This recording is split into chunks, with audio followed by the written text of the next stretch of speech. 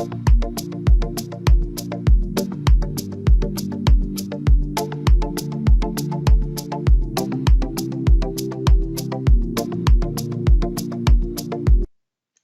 friend. This is the second lecture of how to build classes, and today our focus will be around how to initialize attributes. Okay, so if you remember last time we learned how to build attributes, but this time we are going to learn how to initialize it. And so here's the code that I shared last time. We didn't use the init function yet, but we built these two attributes, and they were working properly, as you can see here. Now we are going to create the init function and pass the attribute that we built last time. All right, so we're gonna do classes, class customer, okay, and then other customer. What we want to do is, like I mentioned, define initialization function. So define, we stand for def, and then donder, which stands for to underscore init, which stands for initialization. Okay. Now, while we're gonna pass into the init function. Now, init is a little confusing for most people because they really don't know what it is used for. Actually, it's pretty much if you remember in my first video, we didn't use the init function, but we were able to kind of create some variables, I would say initialize some variables, you can see here. Now, it's not best practice to do it this way.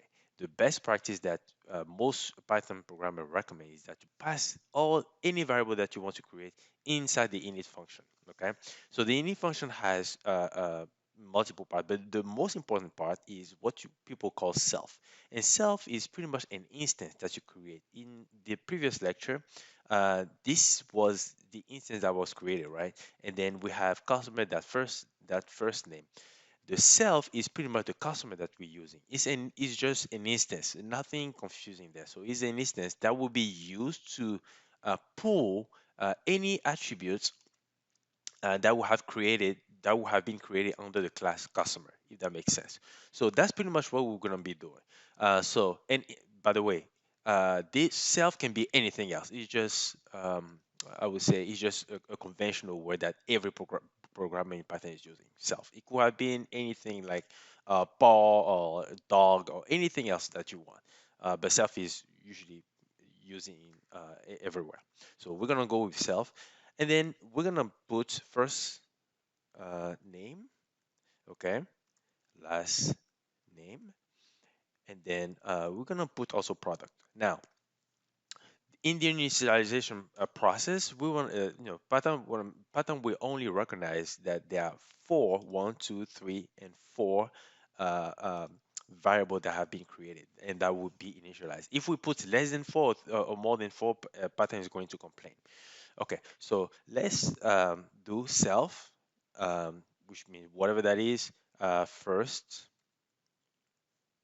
name equals first name, and then self dot last name equals last name, and then self dot products equals products, right?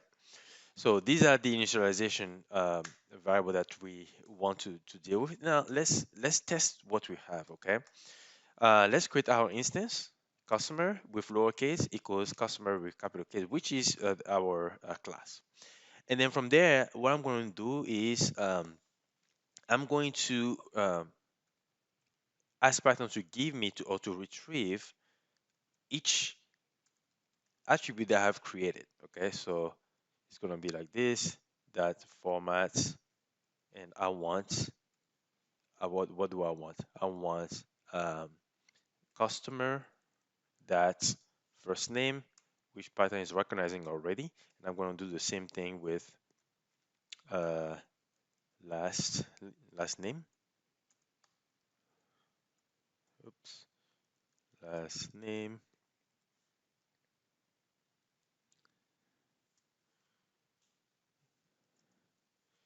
Okay, the format customer that last name.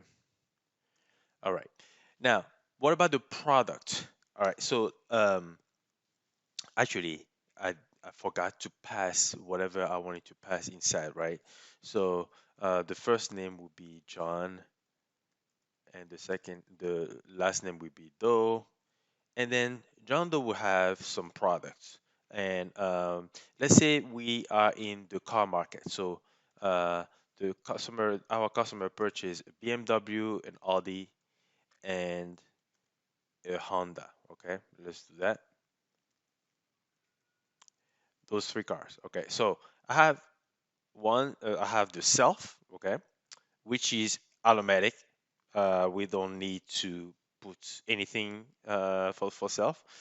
And we have first name, last name, and then we have the list of products that that person wants to. That person built. So we have pretty much three. We pretty much have three elements that are passed. And then the fourth one, which is the first one, is pretty automatic. Is inside the class already automatically. So let's find out how this works, and let's launch it. Oh, I forgot to also request the list of products. So I'm gonna have products. Okay. Um, that format customer that's products. I hope this makes sense for you. So we have created um, these these um, these elements within the class function, within the class that we built together through by initializing all these variables, and Python is going to expect the first name, the last name, and the list of products. And this is what we're asking for here.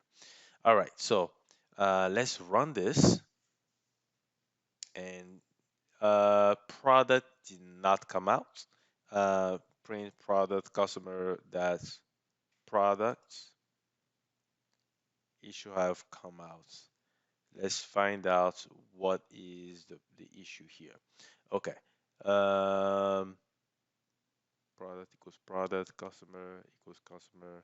Maybe this is okay. So no, this is the last function. Is supposed to be class init. So um, init. There you go. And then let's run this. And I have the first name, the last name, and the product that the customer bought. So you, congratulations, you already know how to build, how to initialize a class, okay, with whatever attribute you want to build. Now, sometimes we want to create some defaults, right? We want to create some defaults on one of the attributes in case we don't know what that is, okay? So, say for instance, we don't know the products uh, that customer has. So they need to be a kind of default element, and that default can be a missing value saying, "Oh, we don't know what that customer bought in our car lot." Okay, or we can say, "Okay, we want our default to be just BMW or Audi or whatever." But for in the meantime, let's put none, and we're gonna put none because we want to be able to we want to be able to create a default value if we do not pass anything uh, within the class that we created, right? So, and because we definitely don't want Python to throw us an error. And by the way, let's remove none and let's see how Python is going to react if we give him less than the number of element that he's supposed to have. You're gonna have a message, and this is what it is. Product, Python is requiring product. So we are going to put product equals none to say, hey, if you don't see anything in the input, just put none as a default value. And so that when we will run this, we will see that, hey, for this specific customer, product is none, right? So let's put back again the you know the list of cars, and when we put that back, we get exactly what we really want, which is BMW, Audi, and Honda. All right, friend. I hope you enjoying this video. And so far, we have learned how to build attributes. So far, we have learned how to um, initialize some attribute within a class. Um, and I will see you in the next video for more into classes. Bye bye.